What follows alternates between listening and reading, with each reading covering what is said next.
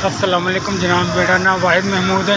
दो मेरिया बेटियां मेरा पुत्र कोई सब्जी की दुकान थी। मेरा पुत्र जिगर का मसला बन गया, काम करने वाला कोई नहीं थी। बीमारी के जिगर का मसला हो गया थी। बीमारी के वजह मैंने दुकान छड़नी पै गई। जी मेरे को रास सी सारी मेरी बीमारी तो लग गई। इस तो इलावा मेरे से लाख रुपया कर्जा चढ़ गया। अल्लाह का शुक्र है, पहले तो बहुत बेहतर मालिक ने मुझसे याद करता है। मैं चाहना कि मैं दोबारा अपना काम शुरू करा। पुत्र मेरा है कोई नहीं, घर च कमान वाला मैं ही कला, तो दो मेरिया धीआं ने, तो घर भी मेरा किराए पर। मैं बड़ी नस भज करना पाया कि अपना काम वसीला कोई बन जाए, मेरा काम दोबारा शुरू करना। कोई वसीला नहीं बनता। जोड़े लोग मेरी मदद कर सकते थे उन्होंने को मैं पहले ही लैके बीमारी तो अपनी ला बैठा, तो हूँ मेरा साथ कोई नहीं दे रहा। तो पहले ही लाख रुपया करदा चढ़ा। मैं ना मेरा कोई पुत्र है, तो मैं कमावां तो अगे करदा उतारांगा। मेहरबानी ताड़ी, फिर मैनू रेहड़ी कर दो तो नाल कोई फल कर दो, ताकि मैं अपने बच्चे बेटियां का रोज़ी कमा सकां।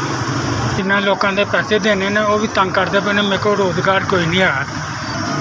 वो भी कहते पे ने तू सेहतयाब हो गया, साढ़े पैसे दे।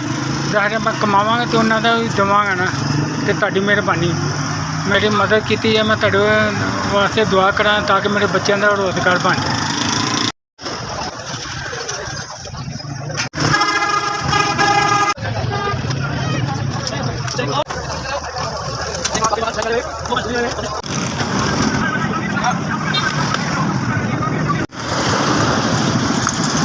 अस्सलाम वालेकुम।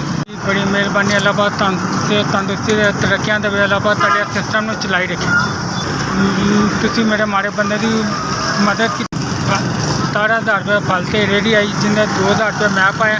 15,000 रुपया तुसीं मेरे से मेहरबानी की। अल्लाह पाक तंदुरुस्ती देवे। अल्लाह पाक तुहाडी हर मुश्किल आसान करे, तुहानूं तरक्कियां कामयाबियां देवे।